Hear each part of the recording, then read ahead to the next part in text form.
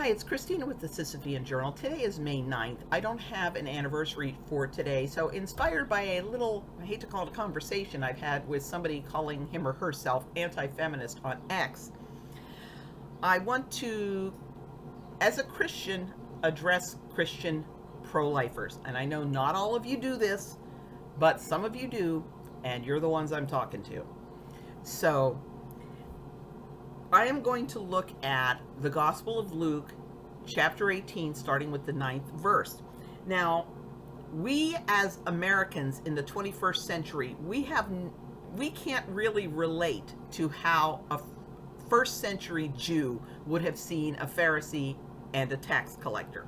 So I'm just going to update it with people that we can understand in the modern age. To some who were confident of their own righteousness and looked down on everyone else, Jesus told this parable.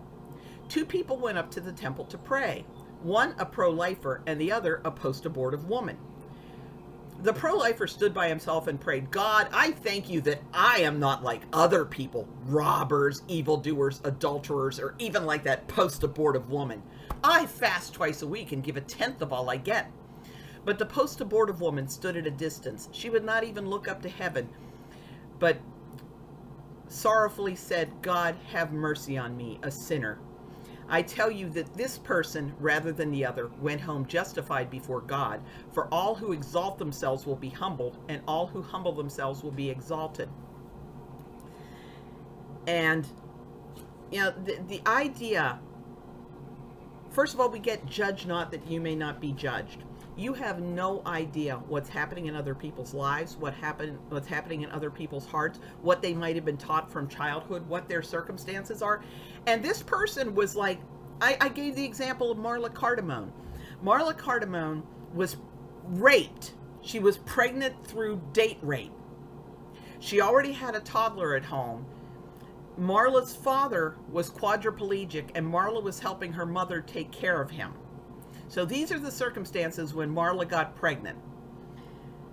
A social worker at McGee Women's Hospital lied to Marla and told her that the medication she'd been taking for her depression had so severely injured her unborn baby that it would be born with terrible birth defects. Marla suggested making an adoption plan, but this social worker said this baby is going to be so badly crippled that nobody will ever adopt this child. You'll either be able to throw it in an institution to languish and die, or you're going to have to take it home, and you're going to be spending all your time taking care of this terribly handicapped baby. You're not going to be able to take care of your son. Your mother's going to have to do that, and you're not going to be able to help take care of your father. You're just going to abandon both your parents and your born child. Marla asked for an ultrasound. The results of the ultrasound were that there was nothing wrong with this baby, but the social worker didn't tell Marla that. And she called Marla at home. She badgered her. I spoke to Marla's mother. She told me the last 2 weeks of her life, all she did was cry. This was a devastated young woman who was being told that she needed to take this moral burden on herself because otherwise she would be doing harm to her mother, her father, and her toddler son. She went ahead with the abortion. She died as a result, and I'm sure that anti-feminist is absolutely delighted that Marla died. That murderer deserved what she got. Okay? If you can't look at her and say, oh, dear God, that poor woman, I can understand how she got badgered into this. And you're just like, no, she's a murderer. She's a murderer. She's a murderer. I think the real motive is that you want to feel superior to other people, because abortion is a spectacular sin.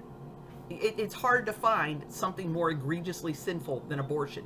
The doctor is betraying the mother and the baby, both of whom he's supposed to do no harm, supposed to be caring for and healing and nurturing them. And the mother is signing the death certificate for her own baby. Yes, it is a spectacular sin. It's a huge sin. But you have no idea how that person perceives it. You have no idea if this woman's been told since childhood that abortion is a good and responsible thing to do. It doesn't kill a baby. It just removes some tissue the size of a grain of rice. These people are lying to you when they tell you it's a baby. But these pro-lifers do not want to grant any compassion to these women. They're all just murdering sluts. Well, you're not going to end abortion by saying, what a bunch of murdering sluts. Because somebody like Marla, she's not going to go to a pro-life center if she's being told, you murdering slut, how can you even think of killing your baby? And she goes, but I don't know what to do. My dad, he's quadriplegic.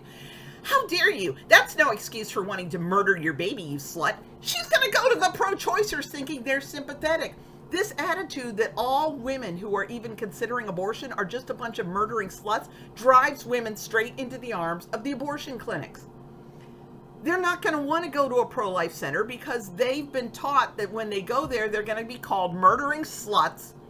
Put your knees together, you murdering slut. How dare you think of killing your baby? You're a horrible person. Is she going to come to people for help when that's the message she's hearing? No, she's going to go to the abortionist. Who she can be some total floozy. She can be like that influencer who's banging 1,000 men in one day. She can be like the woman that was on Twitter who says, yes, it's murdering a baby, but sex is fun. And if I want to have fun, I might have to murder a baby. But you have no idea what's in that woman's heart when she's climbing on that abortion table. You have absolutely no idea. But you feel so much better about yourself when you're judging her because her sin is one where you can see the evil, but you don't see the evil in your own heart. So maybe you need to stop and think, do you want to be treated the same way when you stand before God as you're treating those women? And anti-feminist goes, well, I certainly hope that they would repent. And if they repent, I'm sure that God will forgive them. But, none of my sins are bad like their sin. My sins are little tiny sins that don't matter. Like judging, even though Jesus says judge not. I get to judge because my sins aren't as bad as their sin. So, get off your high horse, modern day Pharisees. If you want to stop abortion, you have to meet the women where they are and lead them gently forward to affirming life. You're never going to win them over by calling them a bunch of murdering sluts. Okay?